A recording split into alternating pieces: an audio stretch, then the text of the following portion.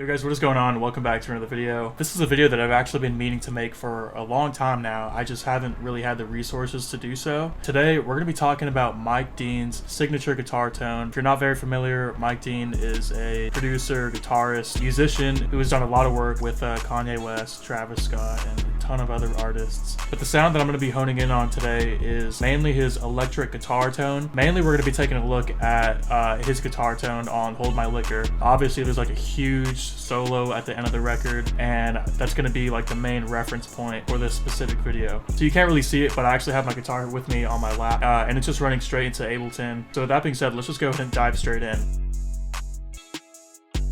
So there's a few things that I do want to note as we start to get into deconstructing his tone. I do believe that Mike Dean takes a lot of inspiration from Pink Floyd. And if you've listened or you're a fan of Pink Floyd, then you might be able to kind of see where I'm going with this. It wasn't too long ago that I read in like an interview or something where he mentioned that his most recent album was going to sound similar to like an hour-long Pink Floyd guitar solo jam track. That alone tells me that like that's kind of where he takes a lot of his inspiration from. Now, when you listen to his guitar parts and his production, you'll hear a lot of similarities between his tone and David Gilmour, who is the guitarist of Pink Floyd. Another thing I do want to note is that if you take a look at some of the studio footage, you'll notice that he plays on a Fender Stratocaster, which again is the same style guitar that David Gilmour plays on. That just tells me that he's partial to the single coil sound. That's the same guitar that I'm using for this video, so the foundation is kind of already there. But let's go ahead and just start diving into the actual sound design. First thing that we're going to do is load up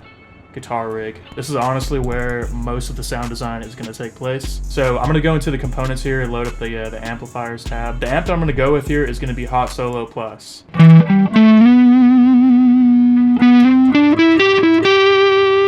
And you know what, before I even play this, I should probably give an example of what the guitar sounds like before any effects. So this is just straight into the interface.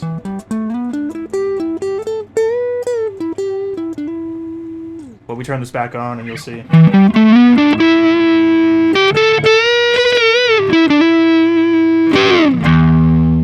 So looking at this here, there's a few things that I do want to do. I'm just going to bring the bass down a tad because we really want to focus on like the mid and the treble. And this is a similarity that I notice in David Gilmour and Mike Dean. You just have a really, really bright lead, fuzzy kind of sound, you know what I mean?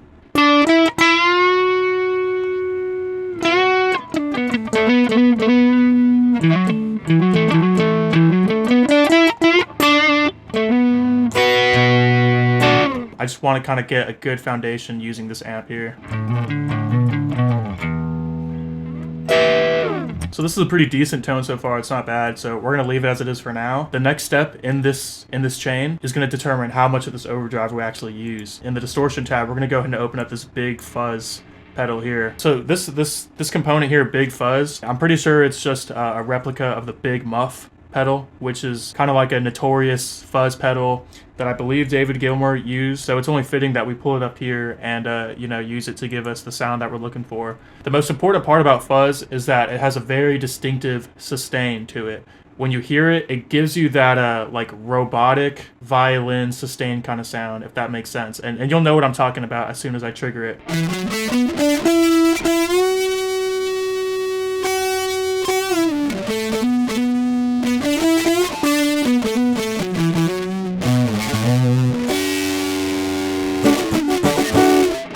So you can see like the sustain is super, super long, and it has like a digitalized kind of feel in my opinion, and I think that's a huge factor in the tone that we're going for. Seeing how aggressive it is now, I'm going to bring the overdrive down a little bit from the amp.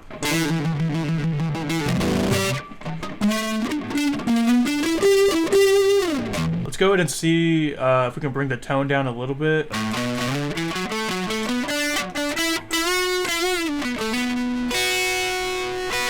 Okay, so this is decent. I kind of want to reference what the bridge pickup sounds like. So far I've been playing on the neck pickup, which is like a very, how do I say? The neck pickup on a Stratocaster is like very recognizable, and it's like sought after for those people who like the single coil sound. But we can go and switch to the bridge position and just give it a listen here.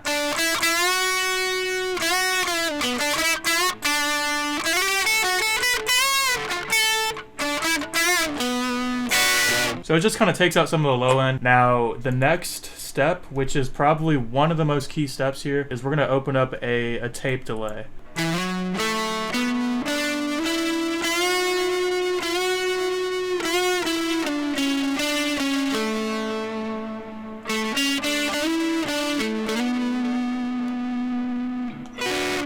So I'm gonna add a little bit of feedback here, and I do want to sync these up, so I'm gonna go ahead and just kind of tap this out.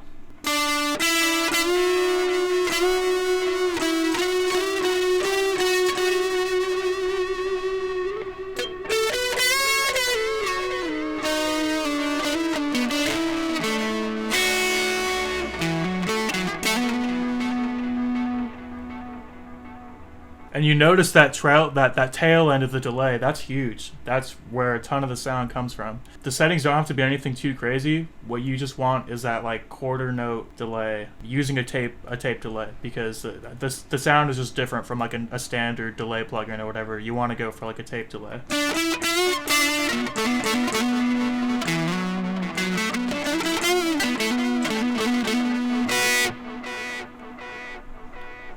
Now we're going to go ahead and add some reverb. This is just, you know, the ambience that you get in the solos. We're not going to go crazy with it, but we're just going to boost the wet a little bit.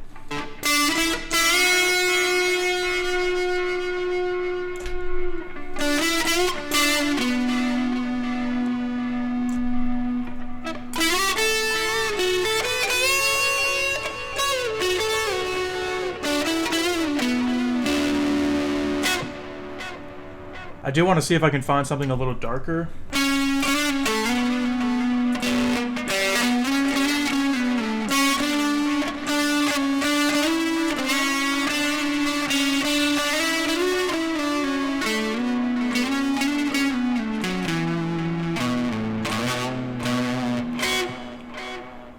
So this is like a decent change so far for the sound that we're trying to achieve. We're going to move on to the second most like noticeable aspect of Mike Dean's tone, and it's going to take place using this plugin called Pitch Proof. And this is basically like kind of a harmonizer. As you play single notes, it's going to play another note on top of that, pitched up or down depending on what you choose. But we're going to try it by playing sevenths and you know, see how that sounds.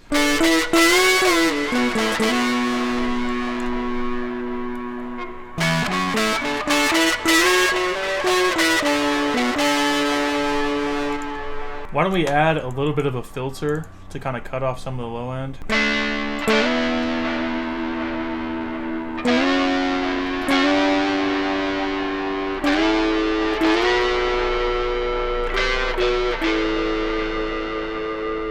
Okay, I think that's way better. Right now I'm playing in the middle pickup, so I'm getting a little bit, or I'm sorry, I'm playing in the middle position, so I'm getting like the low end from the neck pickup and the highs from the bridge. Now I'm gonna play it on the neck pickup.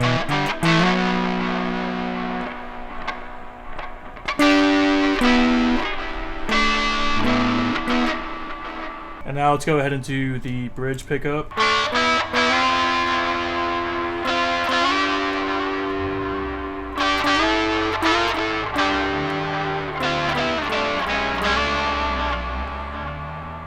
It could use some touching up, honestly, in the high end.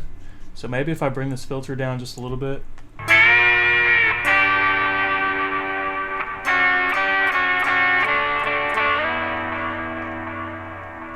And I think that's something that's actually like usable. That's a huge improvement. I think we got like pretty decently close. We can go and take a listen to, you know, what everything sounded like before we started applying effects.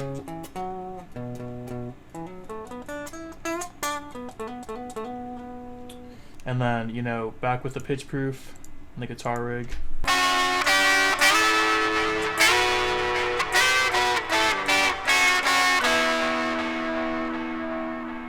I don't know if this is 100% totally accurate. I'm sure I didn't use the exact same plugins, but I feel like just by listening and referring back, we got pretty close. The biggest things definitely are going to be the delay and the harmonizer.